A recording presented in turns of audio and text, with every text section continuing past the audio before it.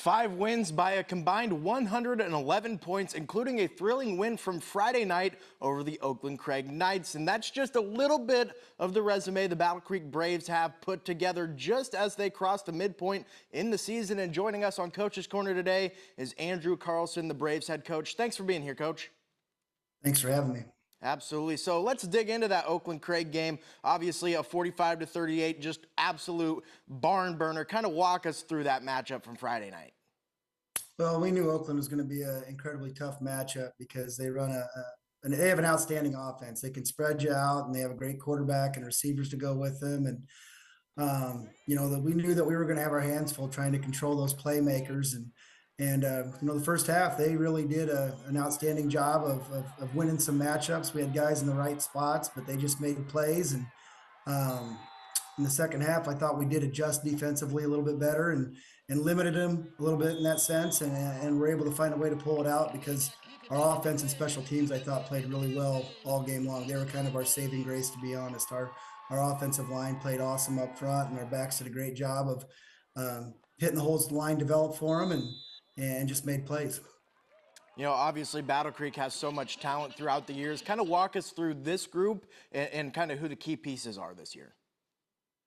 We have a big senior class. We have 16 seniors, and that group has played. A bunch of them have been playing since they were freshmen. They've been key contributors for us.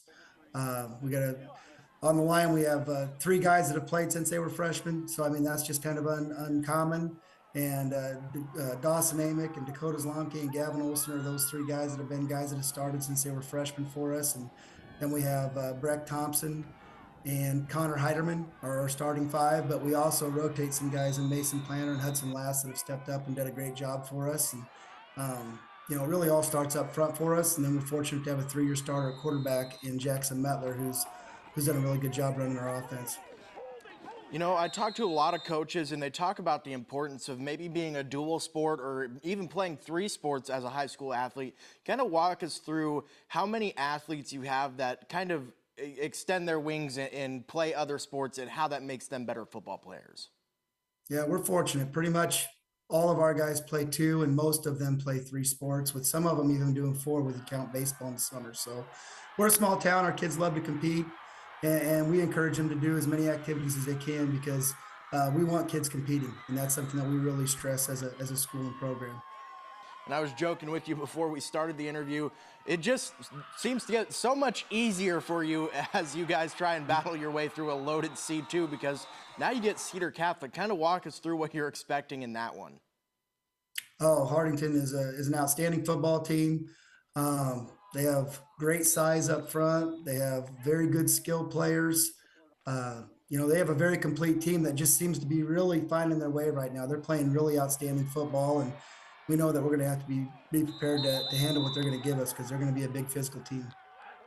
You know, obviously when people think about C2, they think, Norfolk Catholic, Battle Creek, even Bishop Neumann, who's not in our area, but they're also a good team this year. How do you feel like you stack up against those teams, athlete for athlete? We have good athletes right now. You have to be a successful team. That's just, it takes Jimmy's and Joe's to be successful. And we do have a bunch of those guys. We're fortunate to have those guys. And, I can't really speak much for like a Newman because they're just not in our area. So I don't know enough about them. But the other teams that you listed in our area, and I'd include Oakland in that list, they all have outstanding players. So it's all about finding ways to utilize your best matchups and try to be successful. And you've been at Battle Creek for a while now. Kind of walk us through your coaching journey, how you ended up at Battle Creek and kind of what it's been like since you've been there. This is my 20th year at Battle Creek. First 7, I was an assistant coach. The last 13 now I've been the head coach.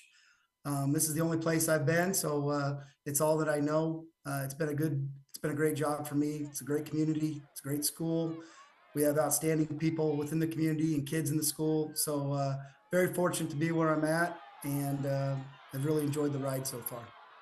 It's been a storied program even before the 20 years that you've been there. Kind of walk me through, was there pressure when you ended up taking up the official job 13 years ago? Like, what was that like, I guess?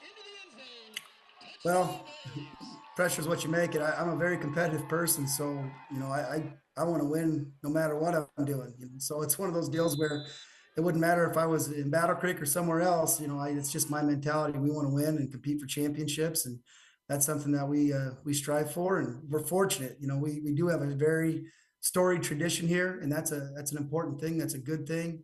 Our kids know about it. They understand the importance of what Battle Creek football is to our community and school, and we're appreciative of that pressure that comes with that. I think my final question for you, as the coach of the Battle Creek Braves, what's the one or two things you're looking to see in these final 4 games before you guys hit the postseason that you really need to improve on?